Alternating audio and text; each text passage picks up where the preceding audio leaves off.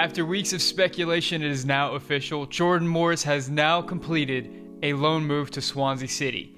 But after years of Jordan avoiding Europe, why now? Why Swansea City? And most importantly, is this going to be a good move for both the player and the club? We'll get into all that and more on this episode of the Yank Report. Hi, my name is Sam. Welcome to the Yank Report. This is a show where we talk about U.S. soccer. And for all of my Swansea City fans and my Welsh friends that are tuning into this episode, here's a trigger warning for you right up from the top. There's going to be a lot of use of the word soccer and a lot of other Americanisms for this video. Now, after years of speculation about whether Jordan was ever going to make a move to Europe, he's finally completed a loan move to Swansea City. But a lot of American soccer fans are questioning if Jordan had these ambitions to go to Europe, why did he wait until he was 26 years old to finally make the move?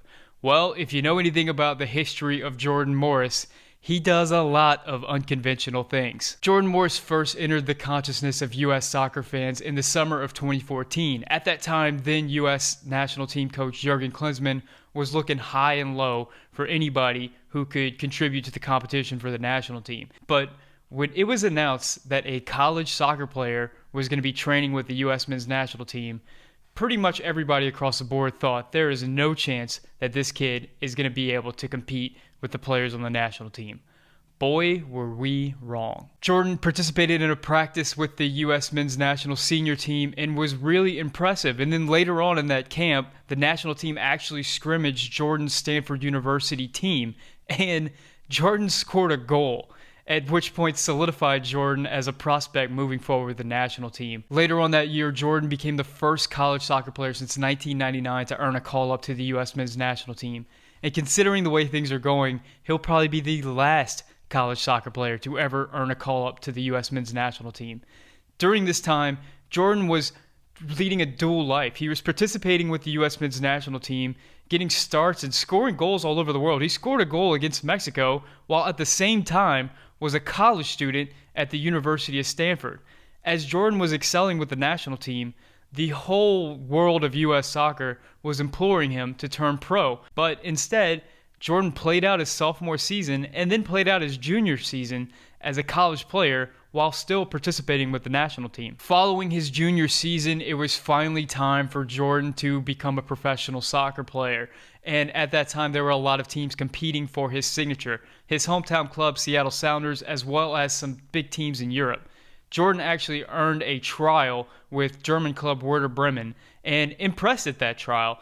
Jordan was offered a contract to join Werder Bremen, but he rejected it, opting instead to become the biggest homegrown signing in the history of MLS. Jordan chose his hometown team, the Seattle Sounders, over Europe, and that did not go over well with U.S. men's national team fans, with pundits, and even with some teammates at the time. There was a very controversial Instagram Live video where then teammate Jermaine Jones actually ripped Jordan Morris for his decision to choose MLS over Europe. I called Jordan Morris and I talked with him. I know that Werder Bremen really wants you, and you can play there and you have the opportunity. You never know what comes after. You play already Bundesliga and you can go farther.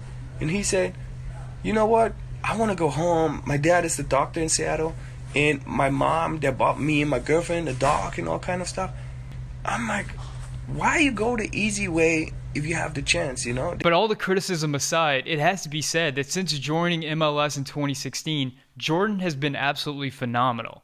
He came into the league as a raw, athletic player that had a ton of speed, and he's really become a clinical finisher. He's developed his left foot a whole lot more, and he's becoming an absolute phenom on the counterattack. And for the U.S. men's senior team, Jordan has been a consistent call-up and a consistent goal scorer. So with all the success Jordan has had in MLS, the question has to be asked, why Europe now? In a recent interview, Jordan said this about his decision to move to Europe right now. I think last year during the season, I was definitely very focused on helping my team, but kind of itching a little bit to see what was out there and see, go over and play in Europe. And this just seems like the next logical step. But if you are an objective U.S. men's national team fan, you've got to understand the context of the situation.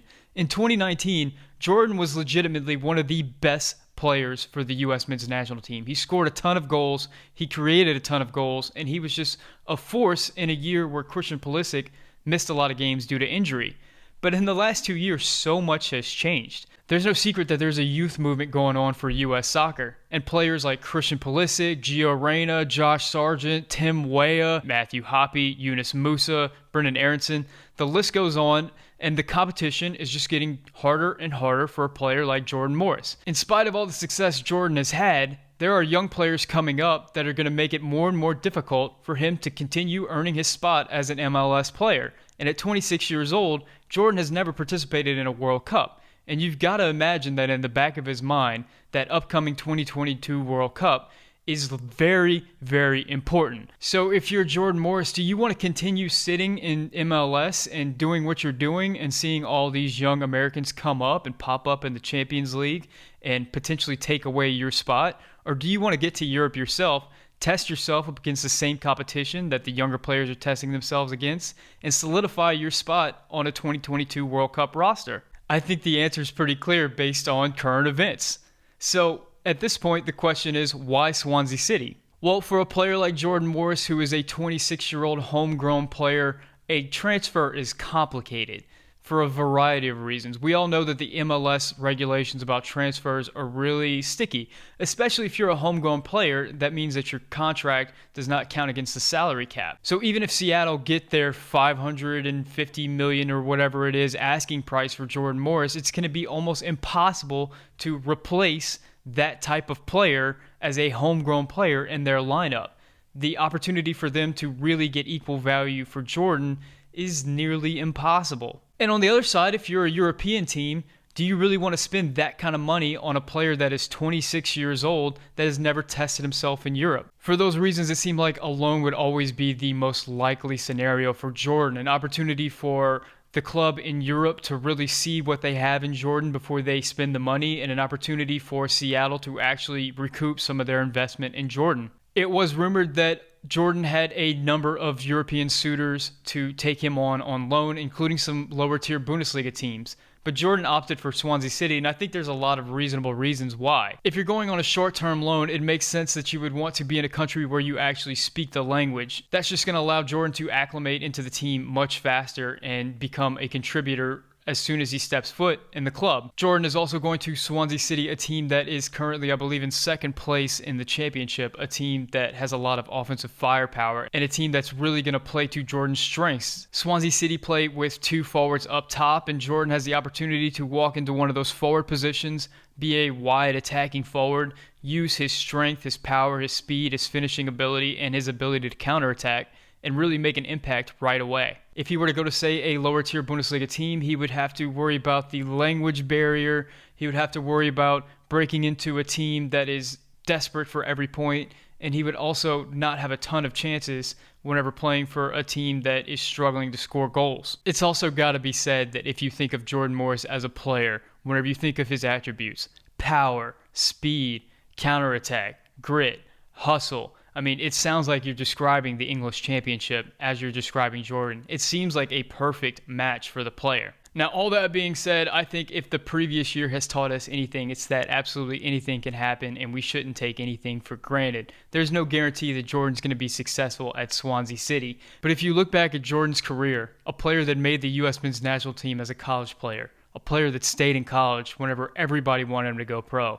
a player that chose MLS when everybody wanted to go to Europe, I don't think that there's any doubt that Jordan Morris knows how to overcome adversity. Jordan Morris knows how to fit into a team and make things happen. And if anybody can succeed in the championship, it's Jordan Morris. Thank you guys for checking out the video. If you learned anything or if you enjoyed the video, you found it entertaining, please leave a like. That really helps out a lot. And also subscribe and stick around for a while. We'd love to see you again. My name is Sam, and this is The Yank Report.